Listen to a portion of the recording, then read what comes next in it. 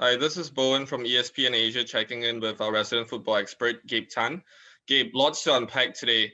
Vietnam had a historic result yesterday, making it to a third round of World Cup Asia qualifiers for the first time in their history, Mhm. despite their 3-2 loss to UAE. What are your thoughts on the game? I think it was a great game. I guess the main point for that is after they were UAE, sort of had a shaky start to the campaign. I think UAE really came good. I think at the when the draw was just made, everyone expected UAE to finish top. It took them longer. It took them a much more difficult way to do it, but they did finish on top. So I think it was deserving given the way they also dominated Vietnam, especially in the first half when they were completely in control.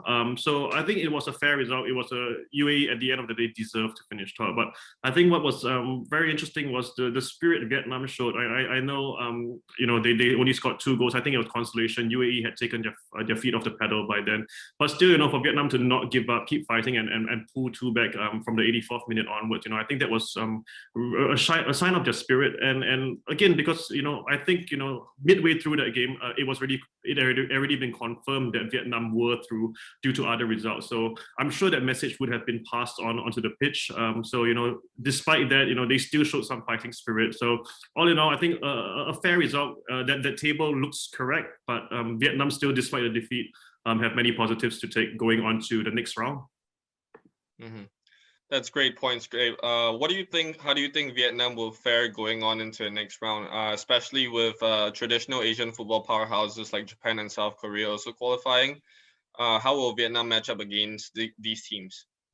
Yeah, well, and I think it'll be really exciting because again, they probably have nothing to lose now. I mean, they're making history. This is the first time they are through to the final round, so they almost have nothing to lose. But then again, you still want to set your goals high, right? You don't want to just be content having made it this far. Once you're among the final 12 teams, you really want to get that taste of what a FIFA World Cup would be like. So I think it will be very interesting because they have nothing to lose, but at the same time they should be not just looking to get the experience. And we have seen Vietnam at the last Asian Cup in January of 2019. I think we mentioned a bit on them losing 1-0 to Japan only in the quarterfinals, I think it was. So they have shown a real ability to not just be there to make up the numbers, but I would like to see them take the next step. I know it's been a great thing for them. They've gotten good results playing a very conservative approach. I think this is good in the immediate, but we want to see Vietnam now take the next step and also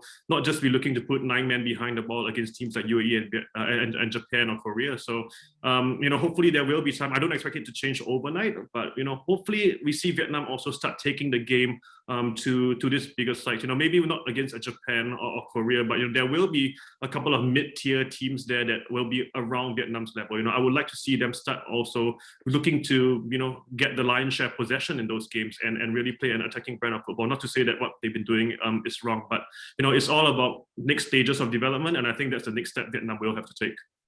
Right, great. I think us fans, we already appreciate how big of a step Vietnam has already taken. It's a massive success for a Southeast Asian country.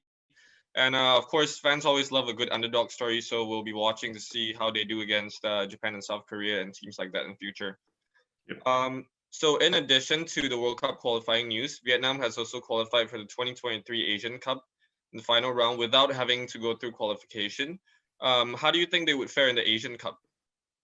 I think again it'll be a huge test because they did reach the quarterfinals last time out, and again you're always looking for improvement. And we've previously talked about how amazing this current generation is. All of these players around that 23 to 26-year-old bracket. So there is room for them to really grow together, to improve together. So I think the sky's the limit because we've seen them already get these good results. And Asian Cup, maybe the FIFA World Cup again will be a step too far for a country like Vietnam at this given moment in time. But the Asian Cup, we've seen some underdogs go far. When Iraq won it in 2007, they were definitely not fancied.